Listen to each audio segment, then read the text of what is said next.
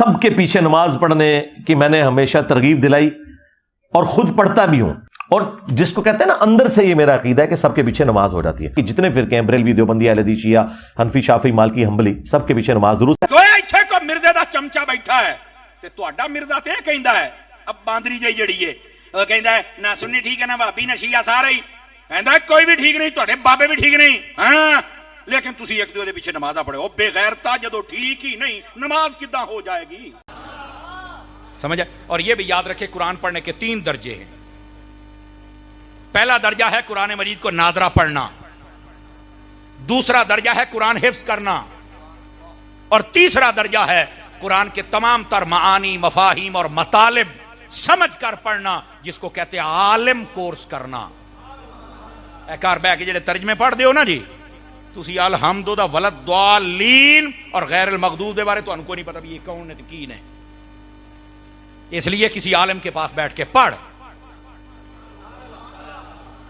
और यहां पर वो जेलम का जाहिल, समझ आ रही ना, वो आगे से पता क्या कहता है, ए मौलवी तुहानू रोक दिया तर्जमे तो। मैं क्या हूं तेरे तना सारे बांदर बना दईए, हर बांदर दे हाथ बंदूक दे दईए, जिधर उधर दिल करे। देखो कुरान मजीद में 3 तरह की आयात है। कितनी जी, बोलो तो सही ना। वैसे मजमूई तौर पर 4 तरह की है, लेकिन मैं 3 तरह की आपको बताता हूं। एक वो हैं जिनके अंदर वाकयात हैं, किस्से हैं, पिछले नबियों के हैं, वलियों के हैं, असहाबे कहफ के हैं, हजरत खिजर का है, जुल्करनैन का है, सूरह बकरा में गाय का वाकया है, समझो है। इसको कहते हैं वाज़ और नसीहत, किस्से और वाकयात। जन्नत का जिक्र है, जहन्नम का जिक्र है, आप पढ़ सकते हैं। आप किसी आलिम के पास ना जाए, तन्हाई में बैठ के आप पढ़ लें, वाकया है, किस्सा है, जिक्र है, आप पढ़ लें। दूसरा है, दूसरी आयात वो है जिनमें अहकाम है, नमाज का, रोजे का, हज का, ज़कात का, जिहाद का, वुजू का, गुस्ल का। वो आप अकेले नहीं समझ सकते, वो आलिम के पास जाना पड़ेगा, नहीं तो आप रास्ते में रह जाएंगे। आधी आयत पढ़ी या तो पता नहीं आता मातूफ की हुंदा है, तो पता ही नहीं है कलाम दा लिंक पिछे की है ते अगे की है, ते तुसा की समझोगे। तो वो आलिम के पास समझना पड़ेगा। समझ आ रही मेरी बात की? ये अहकाम आपको आलिम ही समझाएगा, सारी कैटेगरी। क्योंकि कुरान मजीद के कुछ हुक्म ऐसे हैं, हदीसों के ऐसे हैं, पहले थे बाद में मना कर दिए गए। अगर तुहानू इहदा पता ही नहीं है तो तुसी ते कदी उधर ते कदी उधर, धोबी का कुत्ता ना घर का ना घाट का। आप कहोगे ऐदा दा भी कोई है ऐसी हुक्म, तो मैं कहता 2 मोटे मोटे मैं 10 दिन तो गल ही कोई नहीं। हमारे इस्लाम के इब्तदाई दौर में शराब जायज थी, बाद में हराम हो गई। ते हुण वो जो पहली वाली गाल पढ़ के हुण पीना शुरू कर दे जी, मैनू पता पहलो तो किसी ने सी रोकिया, वो मर्रे बाद च रोकिया भी तो है ना। आ गई ना गल तुहाडे सामने। अच्छा, इसी तरह नबी पाक अलैहिस्सलाम ने फरमाया कब्रिस्तान में नहीं जाना, आपने कब्रों पर जाना मना कर दिया। और बाद में फरमाया ज़ूरूहा फ़इन्नहा तुज़हिदु दुनिया, फरमाया अब कब्रों की ज़ियारत करो, इसके साथ तुम्हारे दिल में ज़ुहद पैदा होगा। हुण कोई बंदा आखे नबी पाक दी हदीस है, हजूर ने फरमाया कब्रिस्तान नहीं जाना, वो कमली बला तू ये पढ़िए, तू अगली तो पढ़ी नहीं ना। इसका मतलब है ये आलिम बताएगा। अब आपने तवज्जो नहीं फरमाई, अब समझ आई है? अच्छा, यहां लगे हाथों एक मसला सुन लो। नबी पाक ने पहले कब्रिस्तान जाना रोका क्यों था और फिर कलिया क्यों? मेरा ख्याल थक गए, चलिए। अच्छा फिर ठीक है, मैं तो भाई तवज्जो के साथ तकरीर करने और सुनने का आदी हूं। पहले रोका क्यों, बाद च कलिया क्यों? ये तो नहीं पता। मैं क्या पता हुंदा तो सुननी ना हुंदा। और सुनो इसका जवाब क्या है। रोका इसलिए था उस वक्त मुसलमानों और काफिरों की कब्रें इकट्ठी थी और अहकाम नहीं आए थे कि कब्रों में जाना कैसे है। जब अहकाम आ गए, नबी पाक ने हजरत मौला अली को फरमाया अली जिन्नियां काफरां दियां कब्रां सारियां ढा दे, एवें ढेरियां इहदे विच की है, साइयां कुट कुट कुट कुट कड फनाई दित्ती इन्हां दी। बोलो ते सही ना यार। फिर दे ये वो हदीस है, काफरां दियां कब्रां ढाउण दा हुक्म सी। कई ऐसे बदमाश निकले, उन्होंने जन्नतुल बकी दे विच भी बुलडोजर चला दिता, ओहद दे विच भी चला दिता। मुसलमानों की कब्रों को भी गिरा देना चाहिए। उन कमीनों को समझ ही नहीं है कि काफिर हमेशा कब्र हमेशा काफिर की गिरानी चाहिए, उसकी कोई हैसियत वक़्त नहीं है। रह गई मुसलमान की कब्र। मेरे नबी ने फरमाया, सुने जी हदीस है, फरमाया अगर आग पर तुम्हारा कदम आ जाए तो बर्दाश्त कर लेना, पर किसी बंदा मोमिन की कब्र के ऊपर कदम न रखना। साहिब बारे शरीयत ने कब्र वाले चैप्टर में बारे शरीयत के अंदर लिखा है, फरमाते ने किसी कब्र के साथ टेक ला के नहीं बहना। क्यों? फरमा कब्र वाले को तकलीफ होती है।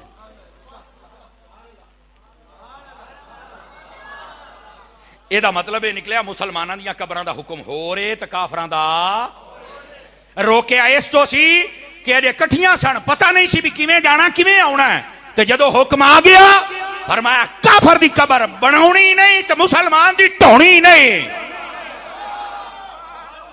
तवज्जो है ना। और ये फरमाया कब्र के ऊपर कदम रख के नहीं चलना, कब्र नु टेक नहीं लाउनी, और फरमाया कब्र ढोनी नहीं मुसलमान दी।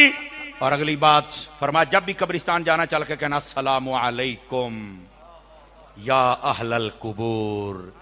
अगर इस कब्र वाले नु सलाम हो सकता है ते जेड़ा हर कब्र चाहुंदा है उस मुस्तफा नु भी सलाम हो सकता है।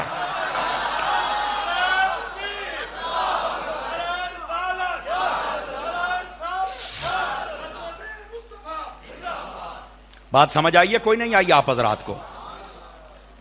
और फिर यहां से यह भी समझ आ गई नहीं कब्र मार के मिट्टी हो गए। मैं कह तुहाडी कल्ली मिट्टी नहीं होनी भाजी, धूड़ भी करनी साइयां ने, वह मंड कट देनी है। तू सानू केड़े हिसाब ना कहना है?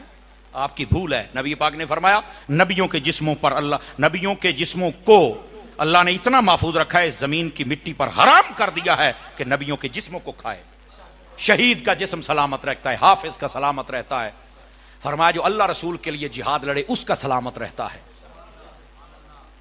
नेक कई बंदे ऐसे हैं जिनका जिस्म सलामत रहता है, उनको कुछ भी नहीं होता कब्रों के अंदर। जेड़े ओहदे हो गए ना उन्होंने मसला ही कोई नहीं है। ये दसाई कोई नहीं होते तो साइयां धूड़ करनी करनी ना, तू तो इधर आना एक बारी किसी दे हो के मरो। अब समझ आ रही है जनाब?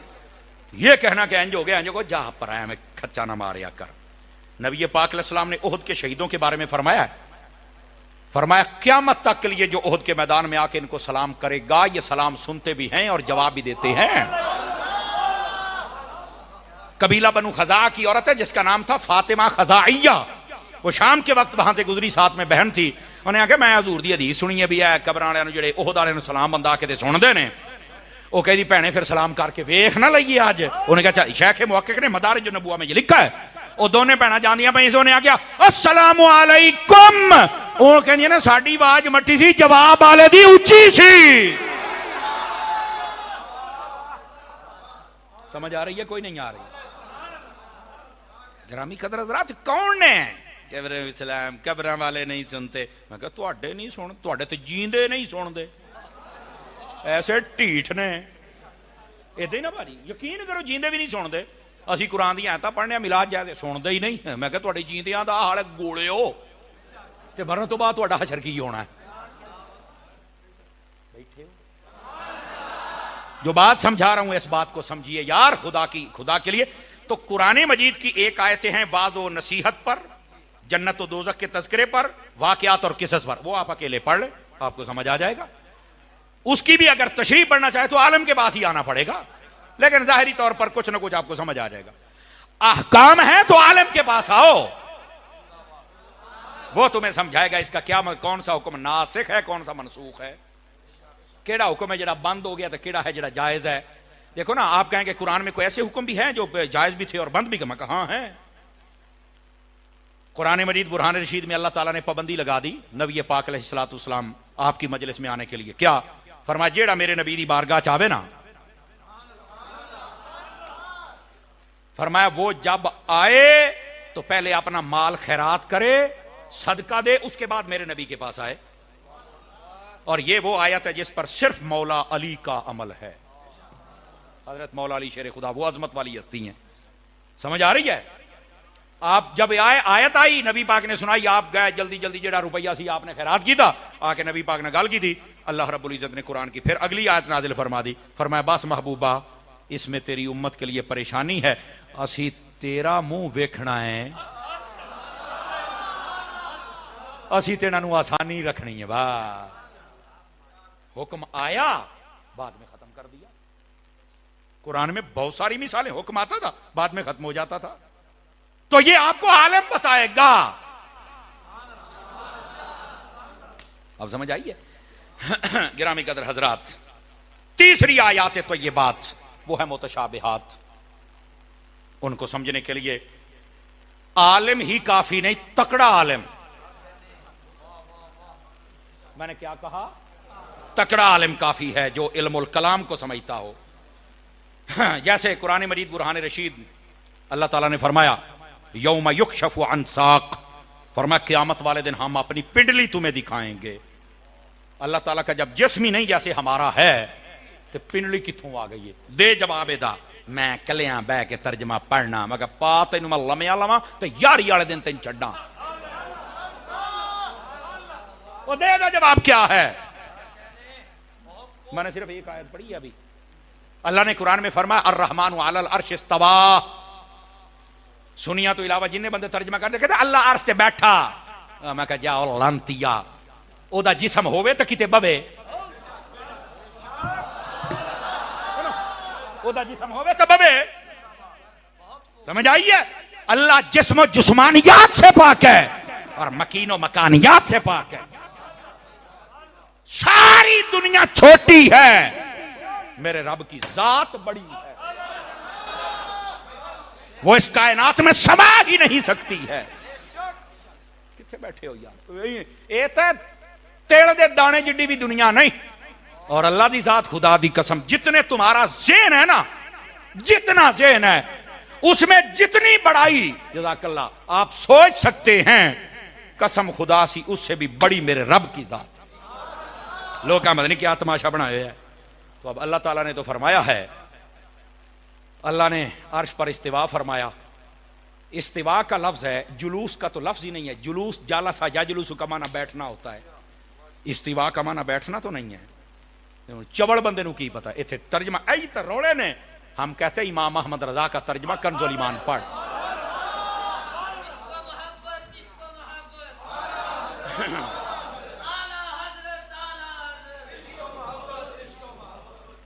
तवज्जो है?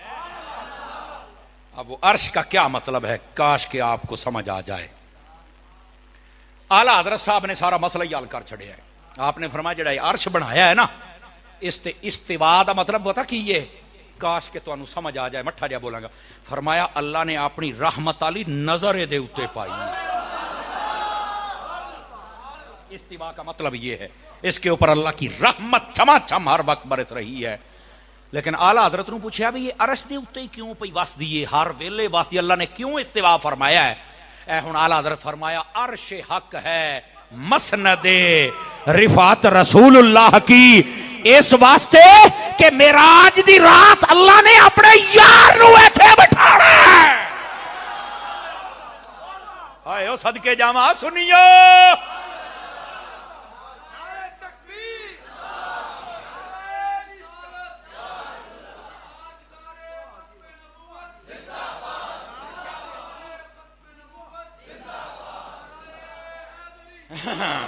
गल समझ आ रही है कोई नहीं आ रही आप हजरात को? फरमाया इसको खास तवज्जो का मरकज बनाया। देखो ना यार, तुहाडे घर भी पुत्र दा ब्याह होवे, तुहाडे दूल्हे ने आना होवे ना, बार बार कमरा सजाओ, सेट करो, फिट करो, बार बार देखो अंदर कोई ना बड़े खुशबू छिड़काओ, पूरी तवज्जो हुंदी है। अगे पीछे जाना तो ताला ला के जाना। हाँ, ये दूल्हे का कमरा है। ओ जिथे तेरे दूल्हे ने आना है ओदा इन्ना लिहाज रखना है जिथे जो जहां दे दूल्हे ने आना है। तुम समझ आइए कोई नहीं आई आप हजरात? ये है इसका मतलब। और ये तुम्हें खुश्क मुल्ला क्या समझाएगा? ये है कुरान की वो आयतें जो तकड़ा आलिम समझा सकता है, आम बंदे के बस की बात ही नहीं है। और अल्लाह ने फरमाया क़यामत वाले दिन हम अपनी पिंडली दिखाएंगे। वो जदों अल्लाह की पिंडली है ही को नहीं बखाएगा कि में।